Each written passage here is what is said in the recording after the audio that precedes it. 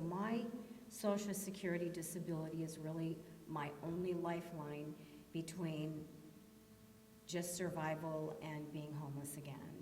Right now, 1 in 4 families in the United States receive Social Security benefits. The majority of those are retirees. About 2/3 of the program is retirees. About 15% is disabled workers, about 12% is survivors, and then about 9% are the children and spouses of retired workers. It's time to start changing the conversation, get out of this, we're in a crisis mode, and start talking about ways we can solve real problems that we really have today. How can we make Social Security, which is a wonderful program, a great program, but not a perfect program, how could we make it even better, to work even better for today's families? There's a whole industry that has been running around trying to convince us that there's this massive shortfall that's going to hit us. It's going to be this tidal wave, that it's just going to sink the economy. It's just really dishonest. Next 2 decades, it pays every penny of scheduled benefits, and then even after that, it doesn't go to zero. So we have a lot of people running around the country. In fact, there's these youth groups that are funded by Wall Street people going, oh, there's not going to be anything there for me. Well, they have to look at the books. Even if we never did anything, 30, 40, 50 years out, it would still pay a higher benefit than what people get today.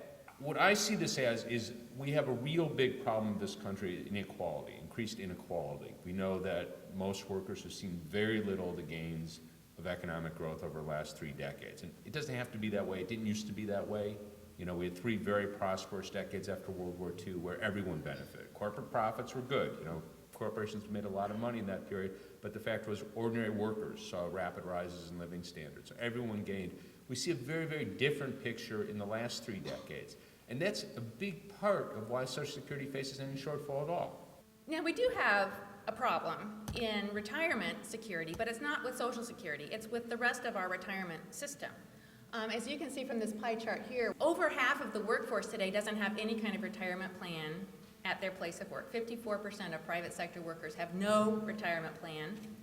About a third, 31%, have a 401k type plan where you save money, and how much you save is how much you're going to be able to get out in the end.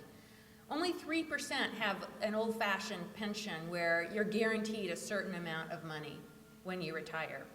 And about 12% have some kind of combination of a pension and 401k. And the amounts that are in these plans tend to be really low. People they aren't able to put much aside. Their employer doesn't put much aside. They have to often pull money out for emergencies. There's been some good research on that recently. Close to half of people at some point in their working career take money out, because they have a family emergency, they lose their job, whatever it might be. So people end up near their retirement years, they don't accumulate much. So we have a totally dysfunctional retirement system. The one part that works is Social Security. Why on earth would anyone in their right mind say, okay, let's go after the part that works?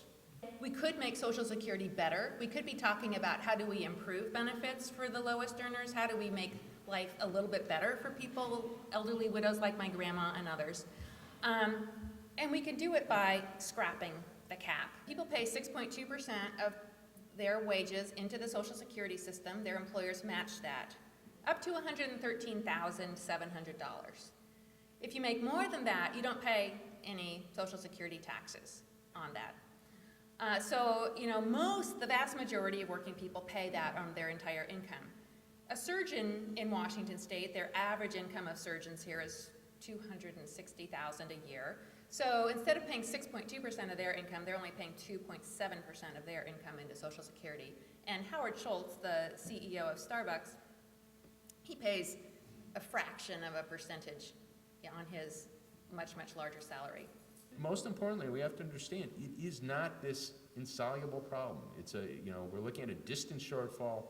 We can easily cover it when you look at it with serious eyes. And the real problem is inequality.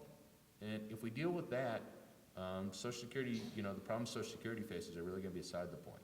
I'm still fighting for my life, but I'm no longer living in a shelter, but I am living on Social Security disability, and it is my only income. And while I'm trying to get back into the workforce in this economy, it is very, very difficult.